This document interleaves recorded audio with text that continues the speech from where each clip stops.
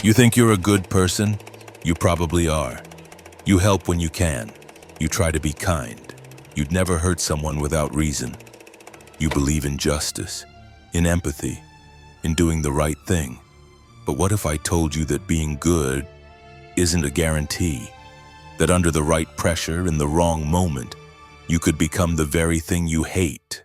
Not out of rage, not out of evil, but out of obedience, fear, groupthink, silence. This isn't theory, this is human history. This is the soft voice inside every man that whispers, "I was just doing my job.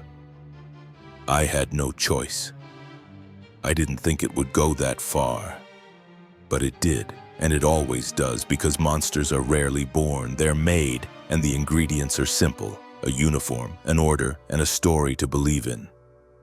Let's be clear about something most people avoid. The line between good and evil isn't between us and them. It runs through each of us. And when that line is tested by fear, authority, power, humiliation, some cross it without even noticing. The scariest truth? They don't look like villains. They look like neighbors, co-workers, classmates. They look like you. Still think you're immune? Stanford, 1971, a group of smart, psychologically stable students walk into an experiment. Some are told, "You're guards," others, "You're prisoners." No real crime, no real danger, just role play. But what happened? In less than a week, the guards turned brutal, stripping prisoners naked, sleep-depriving them, forcing them to simulate acts of degradation. These weren't sadists. They were kids, students, future lawyers, doctors, teachers. So what flipped the switch? Power. Without accountability, a system, without checks and permission to stop seeing the other as human. This is what psychologist Philip Zimbardo called situational metamorphosis. We don't become monsters overnight. We become them by small permissions. One cruel joke we don't interrupt. One order we don't question. One moment of fear we obey instead of confront. And suddenly, our reflection is unrecognizable. This isn't about history. This is about now. Think of every moment you stayed quiet to avoid conflict, every time you nodded when you should have said no, every time you watched injustice and said, "Not my problem." Those aren't just moments, they're rehearsals for the day you're asked to choose between your values and your comfort. And if you haven't practiced that choice, you'll default to obedience. Because the world doesn't need evil men to become dangerous. It just needs good men who stop asking questions. So I'll ask you one. What would it take to make you cross the line? Not in theory, in practice. Would it be a boss in a suit? A crowd chanting the same thing? A friend saying, "Just do it, everyone is"? A government telling you it's for safety? This isn't a rhetorical question, it's a mirror. We're going to stare into it. Because until you understand the forces that twist good people into silent monsters, you'll never see them coming, especially when they're wearing your face. Let me ask you something brutal. Have you ever obeyed something that felt wrong? Not because you believed in it, but because the person who told you had a title, a white coat, a deeper voice, a calm tone that said, "This is for the best." You want to believe that if someone told you to hurt another person, you'd refuse. But history says otherwise. Milgram, Yale, 1961. A simple setup. You're the teacher. A stranger is the learner. Each time he answers a question wrong, you must press a button, delivering an electric shock. Each time the shock increases, each time he screams louder, begging you to stop. You look at the man in the lab coat. He says, "Please continue." The experiment requires it. You have no choice. What do? Almost 65% of participants delivered the final shock. Deadly voltage. Even when the learner fell silent, possibly unconscious, they kept going. Why? Because a man in a coat said, "It's okay." This wasn't Nazi Germany. This was Connecticut. Middle-class Americans, people who went home to dinner and watched TV after nearly electrocuting someone to death. Zimbardo called it the banality of evil. Evil not as rage, but as routine. Not as hatred, but as habit. See, we don't need a dictator to do terrible things. We just need enough distance between action and consequence, between order and conscience. Milgram's experiment wasn't about sadism, it was about responsibility and how fast we'll give it away. Because when someone above us says do it, we assume they carry the weight, so we disconnect, we obey, we follow, and our guilt gets outsourced to their authority. Let that sit in your bones for a second. You're not safe from that. None of us are. We want to think our morals are carved in stone, but most are written in sand, and one wave of pressure can wipe them away. Because it's not just power that corrupts, it's structure. A uniform, a command, a crowd. Suddenly you're not you anymore. You're a role, a cog, a shadow of yourself in someone else's plan, and you tell yourself, I had no choice. It's not my fault. I was just doing my job. But those aren't just words. They're the birth certificate of cruelty, and if you're not careful, you'll carry them in your pocket without even knowing it. Think about your own life. When was the last time you followed something just because someone in charge said so? A boss, a partner, a parent. Maybe it was small, a lie, a dismissal, a compromise. But how small does it have to be before you stop recognizing yourself? Because this is how it starts. Not with hatred, but with hesitation. Not with a scream, but with a nod. This is why real strength isn't resistance to authority. It's the willingness to question it, especially when it wears a friendly face, because once you stop asking why, you stop being free, and the next block we'll talk about something even darker. What happens when we stop seeing people as human, not because we hate them, but because it's easier that way. That's when the monster no longer hides in the mirror. It hides in the crowd. Let me show you how cruelty becomes comfortable, not loud, not monstrous, ordinary. It starts with a word, not a bullet, not a threat, just a word. Parasite, thug, idiot, animal. That's how you erase someone's humanity, not by killing them, but by renaming them. Suddenly they're not a person. They're a problem, not a father, not a daughter, not someone who cries at night like you do, just something. That's the danger of labels. They don't describe reality. They replace it.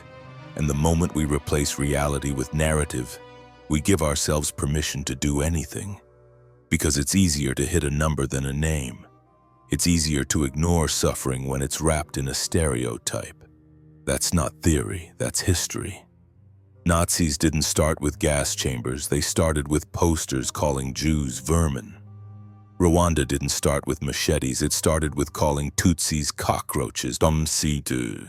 Words build the bridge to violence, and most of us walk across without noticing. We see it online every day, a profile, a handle, a screen. You post something, someone disagrees, you don't see their eyes, you don't hear their breath, so what do? You mock, you insult, you cancel, because it's not a person anymore, it's pixels.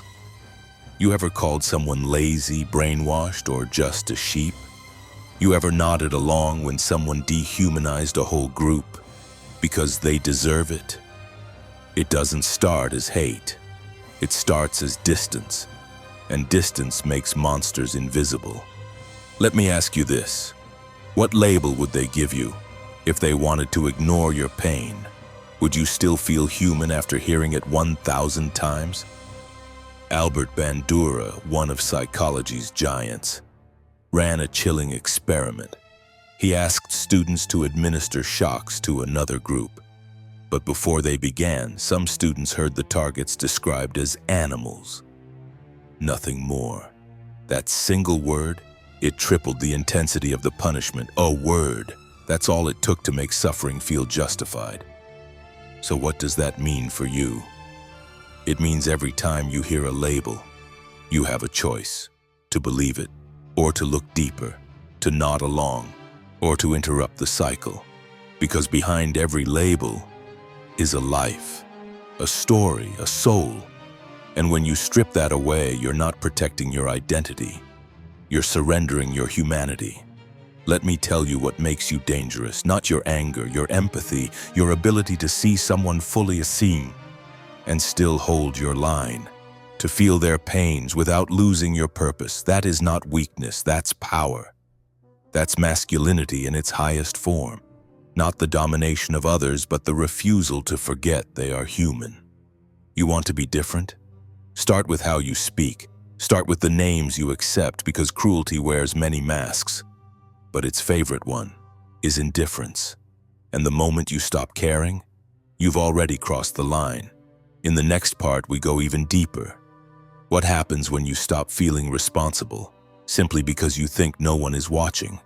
That's when silence becomes permission, and evil doesn't knock, it walks in. You know what's more dangerous than cruelty? Disconnection, not from others, from yourself. The moment you say, "It's not my fault, I was just following orders," that's when the collapse begins, because here's the truth. Responsibility isn't something you're given, it's something you take. And when you give it away to your boss, your group, your uniform, your title, you don't become innocent, you become blind. Philip Zimbardo proved this in the most haunting way.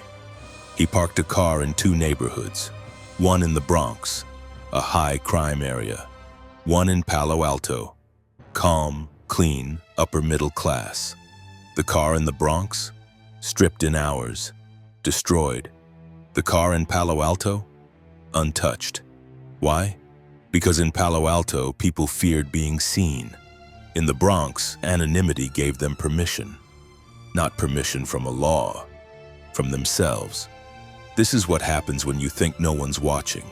You loosen your grip, you cross the line. You convince yourself that consequences don't apply when your name isn't attached. That's the delusion.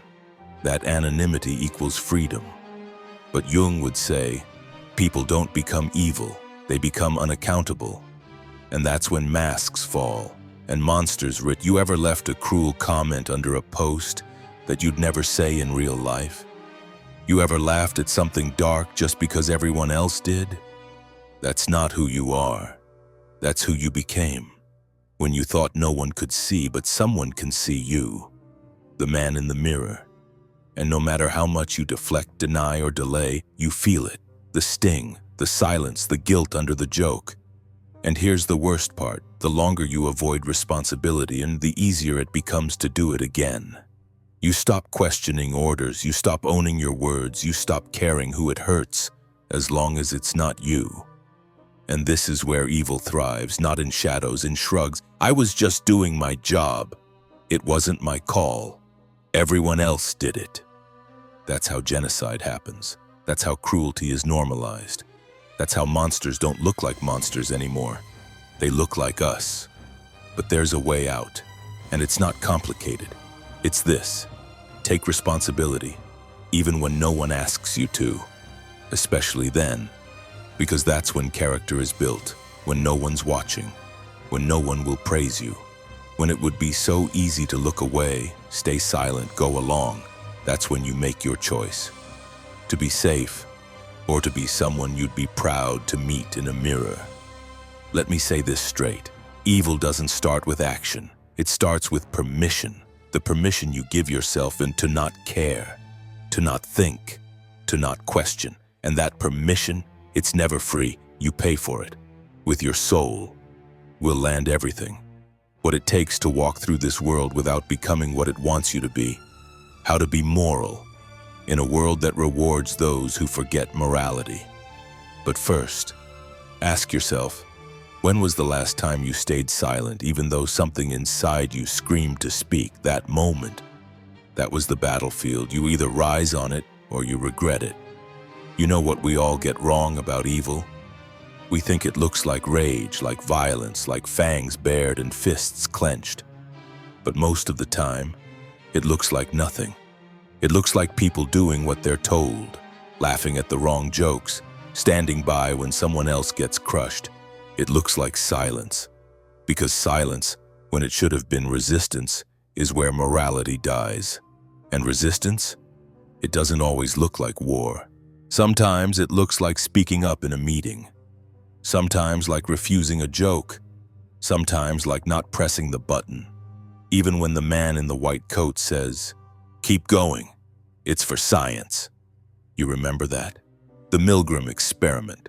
Ordinary people, just like you, giving what they thought were lethal electric shocks just because an authority told them to. 65% obeyed. They heard screams, they kept going. Not because they were evil, but because they were trained to be obedient. That's what we have to unlearn. That morality isn't something you inherit. It's something you practice daily, quietly, relentlessly. And most of the time, it's not some grand, heroic act. It's a decision no one sees. A small no in a sea of easy yeses. A refusal to follow the crowd, even when the crowd is clapping. Philip Zimbardo, the same man behind the Stanford prison experiment, said this: "Heroism is not reserved for extraordinary people. It's something everyone can practice. It begins with the refusal to remain passive." You want to be strong? Start there. Refuse to be passive. Because every time you stay quiet when you should speak, you hand a piece of your power to the system of silence, of cruelty, of masks and mirrors and people doing what everyone else is doing. You weren't born for that. You were born to carry the burden of consciousness. And you don't need to save the world to prove that. Sometimes heroism is just saying, "This isn't right." Even if no one claps, even if no one joins you, even if you shake while saying it, especially then. That's courage, not confidence. Courage is doing the thing anyway. Let me ask you, when was the last time you did what was right, even though it made you uncomfortable? That's the muscle. That's the practice. You build it in small moments so it doesn't fail you in big ones. You build it when you take responsibility, not just for your actions, but for your presence in the world, for how you speak, how you look at others, how you refuse to dehumanize even when everyone else is. And that's what it means to be moral today, to see people, not as labels, not as threats, not as groups, but as flawed, sacred, complex humans. Just like you want to resist evil. Start there. Empathy isn't weakness, it's rebellion. Because in a world that profits from dehumanization, to see someone's humanity is to start a revolution. So what now? Now you make the choice. Not tomorrow, not in a perfect moment. Now, to be the kind of man who acts when no one asks him to. To be the one who doesn't laugh just because it's easy. The one who sees the label and looks past it. The one who doesn't need a crisis to find his voice, because he's been practicing it in the quiet. And when the pressure comes, because it will come, you won't break. You'll rise. And maybe you won't be a hero in the history books, but you'll be a hero to the man in the mirror. And that's where every revolution starts.